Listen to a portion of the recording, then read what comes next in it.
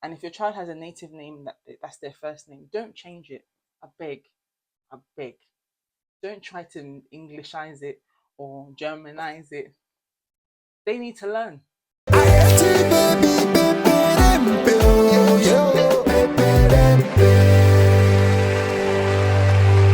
Hi guys, welcome back to my channel. My name is Yetunde. I just wanted to actually say some things to my Japaras. It's not a word. Those of you that have left like Africa, I'm talking about specifically Africa, maybe Nigeria, Ghana, wherever, and you're moving to, or you've moved to a Western world. As a child of JAPA, yes, I'm one of the children of the original JAPAs of the early 90s. My parents and I moved from Nigeria in 1991. I was 3.5 years old. I went to nursery in Nigeria. So obviously when I moved here, I was just about to be of school age, but I didn't start school until I was, I think, 4. And my parents, like, I'm always thankful to them because they moved to England for us to have a better life. And it does sadden me, I'm not gonna lie, it makes me sad to think of the fact that almost like 30 something years later, this is happening all over again. Like, that people of my generation are doing the same things that our parents did in the early 90s, 80s, and everything. And it's heartbreaking because it goes to show just how things are, the state of our countries in Africa right now. It's not great because let's be honest, if if life was great, if life was fantastic, you know, there wouldn't be such a surge of people moving to the West. There wouldn't be, let's be honest. There wouldn't be because can I get amala whenever I feel like it? Can I go down and get African food as easily as I could if I was in Lagos? No. There's there's a lot of comforts that many of us leave behind when we leave our native lands. Let's be honest, there's a lot.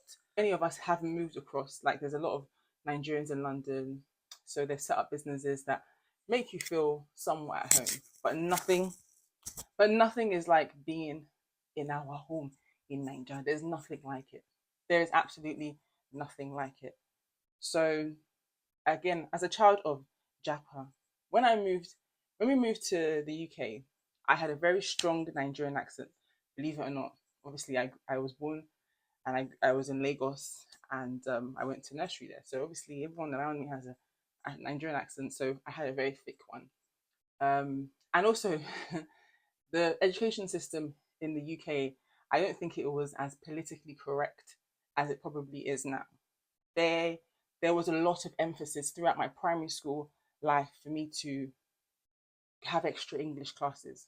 Not because my mum always talks about it. She said it really used to get on her nerves to a point that she told them that it's enough, that she's fine. She will get it. She'll get it when she gets it. Like, and I think more of my education, especially in the early years, was more about assimilation as opposed to actual education. They wanted me to assimilate like badly, quickly, and they wanted to get rid of my accent.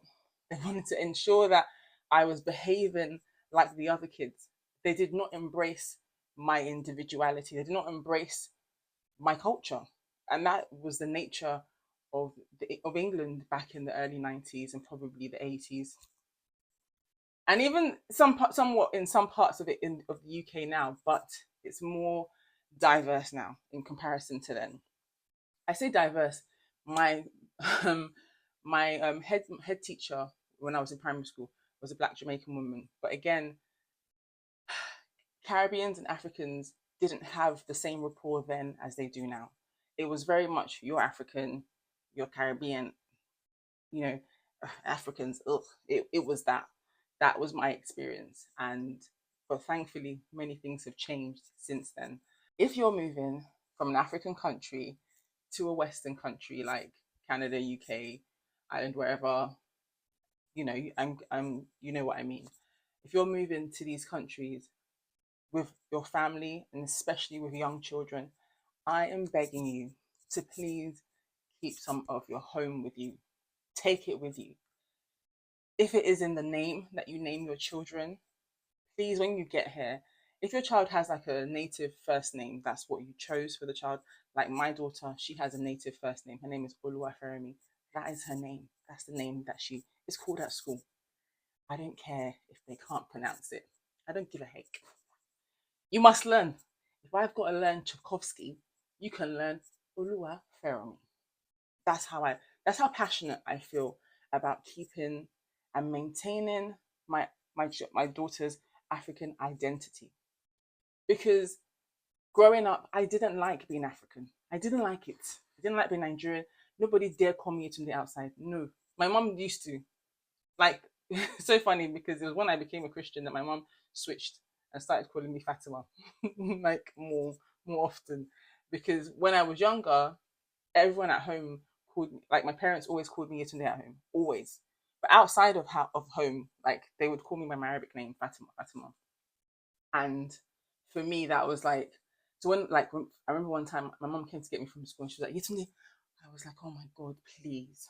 Like, they're going to know that I have an African name. Can you imagine? And that's all because I was in the state of, I just want to be like everybody else. I didn't celebrate my Africanism. I also remember like in year three, I had a Oyinbo teacher that she had been to like Benin. She used to go to Benin a lot. And she showed us a video of like just children having a birthday party in Benin. And I think there was like flies that flew on someone like, there was, outside there's cake and there was drink. So the flies flew and people were like, oh my gosh.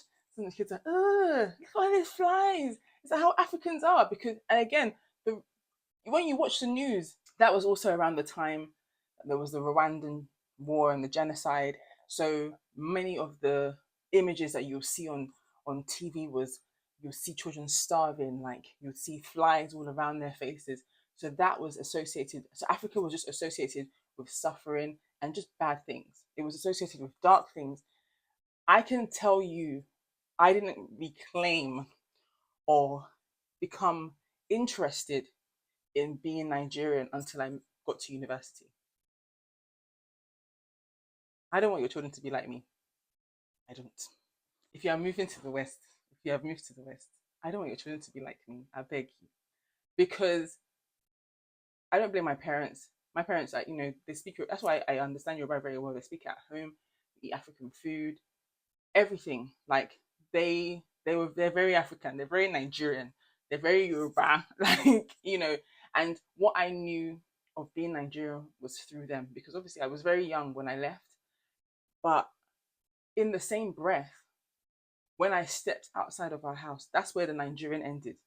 Like it wasn't cool to be Nigerian. But when I got to college, actually, there was a lot of Nigerians in my college. So I remember when Nigerian Independence, I didn't even know when Nigerian Independence was until I got to college. And then there was a rave and I went to that. I was like, oh, okay.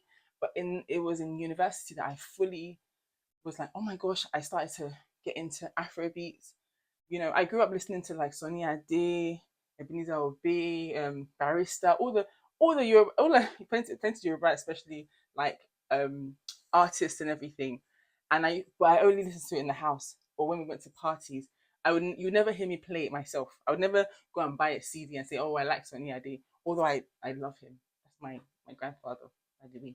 He doesn't know it, but anyway, I didn't have an affinity with being Nigerian. I had Nigerian friends, but we all kind of were similar in the same sense that we didn't embrace it. We didn't fully understand it, and we had nothing to really relate it to because there was nothing for us to relate it to apart from our parents. That was it. And who wants to be hanging out with their parents all the time? Really? Like, so, I say this again that it's easier now to have access to Nigerian things in the Western world. And it's easier now because we have visuals, we have internet, we have so many things. So there really is no excuse for our children not to be exposed to our culture. I see some of you guys comment and be like, oh, you should make sure that Fermi is understanding Yoruba. Trust me, she's understanding.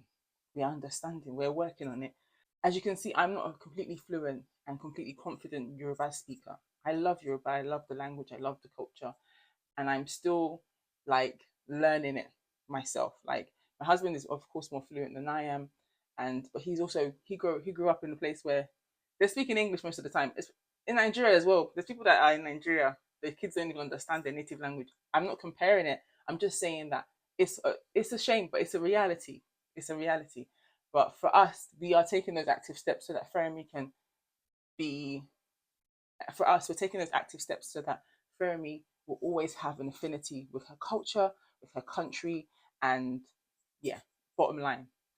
And I think the beauty of her constantly going back to Nigeria is that she is confident, and she's confident in who she is as a Nigerian girl, as a Yoruba girl. She'd be like, I'm Yoruba. Like she's confident in who she is as a Nigerian girl, and she's interested in our culture. She obviously loves the food, and for her, Nigeria is another home, and she loves being there when she is there. So that is for us great. So we have that foundation.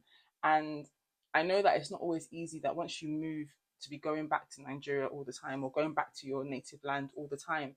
But like do things that your children will know that this is a Nigerian thing, or this is a Ghanaian thing, or this is a Kenyan thing. This is a thing that we do in our culture, and they can be proud of it, and they can share it with their friends. Because I didn't have that. I didn't like. I think that as well. When I moved to Nigeria, is when I started to learn more about the different tribes within Nigeria and have a better understanding, even like the food. Like I didn't really have an expansive Nigerian palate.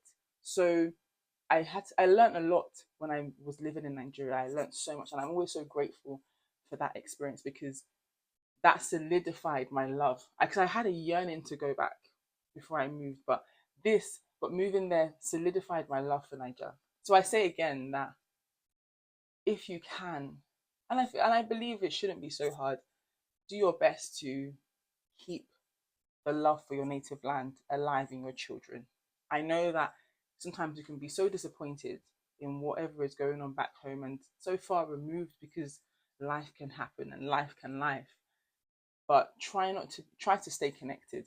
I always say that to my friends that it's so important to stay connected. Stay connected to your homeland because these Western countries are great, but they're not our home. And they will remind you. They will remind you. Can I mention the times that I have sat on the bus, minding my business, maybe next to an older white woman and she's clutched her bag, or maybe I've had somebody shout out the N word out of their window as they're driving by. You know, they will remind you that you are not one of them. They will remind you that as I feel as British as I could possibly be, the systems in this country will remind me that I am not English. I'm not white. I'm still black. I'm still Nigerian. You might even have an innocent conversation with a stranger, and they'll be like, "Oh, where are you from?" And be like, "South London." And they'll be like, "No, no. Where are you really from? Like, where are you really from?" South London, because the automatic thing is that you're not from here. Or if I say that I'm Nigerian, like, oh, because you speak like you're from here. And I'm just like, but you've already said I'm not from here because you've asked me where I'm really from. Or they'll ask you, where are your parents from? Where are your parents from? Are they from like Africa? So that's why. I never want my children to be in a situation where they feel like they don't know where they belong. My children, like, Fermi is British. She's a British girl. She's a British Nigerian. That's what I say to her. Or she says that she's Nigerian. Whatever. Like she's British, and I am proud of being raised here. I'm thankful. I'm very thankful for the privileges being living in this country has given me. I am not by any means blinded by those privileges. Trust me. Like because I see how challenging it is like being not being a citizen of a Western country. I see it. It's crazy. traveling to different countries, that red passport is what it gives me this. Whew, go to countries that are non-black countries, and they're already giving you an eye because you're black. But once they see your passport, they relax. They may look at it closely, but then the difference is if I had a Nigerian passport, it's not the same respect, unfortunately. So I'm not blinded by the privileges of what being raised in the UK has given me, and I 100% understand why people are leaving to better their families and to better the lives of their children and to give them the same access when they're older. I 100% understand. I have no judgment about it. It is sad. It saddens me because I pray that African nations will be in better positions where we don't feel the need to have these Western passports. I pray that we'll get to that point eventually by the grace of God.